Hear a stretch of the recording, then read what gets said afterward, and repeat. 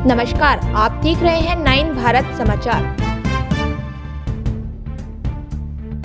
जिला कांगड़ा की जवाली विधानसभा क्षेत्र के भाजपा के पूर्व प्रत्याशी एवं वरिष्ठ भाजपा नेता संजय गुलेरिया ने कांग्रेस सरकार को घेरते हुए कहा कि भ्रष्टाचार करने वाले अधिकारी को प्रदेश सरकार ने इनाम के रूप में यह पुनः नियुक्ति दी है। उन्होंने यह आरोप लगाया है कि पुनः नियुक्ति के पीछे स्थानीय मंत्री का हाथ है। इन दोनों में कुछ न कुछ पक रहा है, जिसके चलते यह आदेश जारी हुआ है। इसकी जाँच होनी चाहिए। करना चाहूँगा, हाल ही में एक्शन आईपीएच ज्वाली के अलावा सबसे पहला जो सेवा विस्तार हुआ वो हमारे प्रदेश के चीफ सेक्रेटरी का हुआ, जो मौजूदा सरकार ने किया।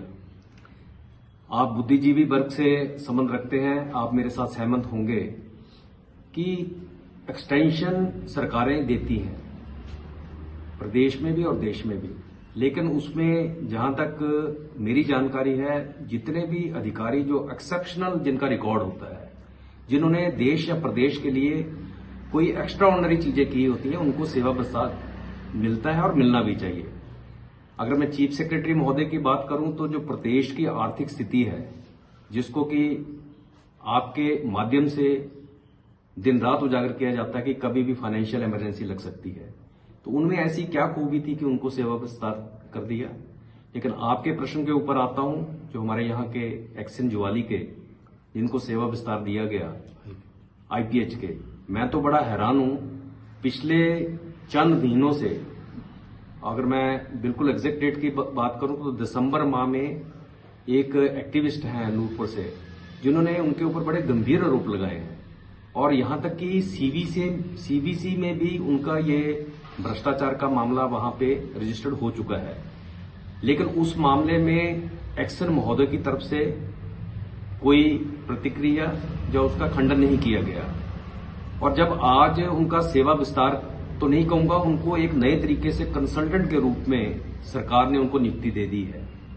और मेरी ये पुख्ता जानकारी है कि उनकी इस अपॉइंटमेंट के पीछे हमारे जो लोकल मंत्री हैं, उन्होंने भरपूर जोर लगाया अपने सचिवालय के लेवल के ऊपर।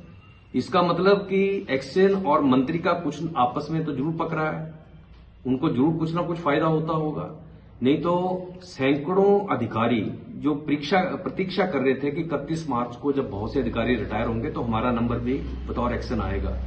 एक तो उन ऐसे अच्छे अधिकारियों के ऊपर ये उनको सरासर अन्याय हुआ है। और भारतीय जनता पार्टी भी, मैं आपके माध्यम से इस अपॉइंटमेंट की आलोचना भी करता हूं और घोर निंदा भी करता हूं। और मैं सरकार से ये भी अपेक्षा करता हूं कि जितने भी इनके ऊपर गंभीर आरोप लगे हैं, उसकी निष्पक्ष जांच होनी चाहिए। हम तो जांच की उम्मीद कर रहे थे, ये तो उन्होंने उनको एक किस्म का तोहफा दे दिया।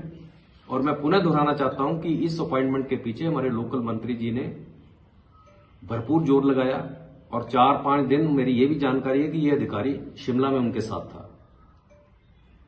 इसके अलावा देरा में भी मुझे पता चला है कि एक सेवा विस्तार हुआ है। मैं तो बहुत हैरान हूं। और अगर मैं लोकल इस एक्शन आईपीएच की बात करूं, इनको काहे का पुरस्कार?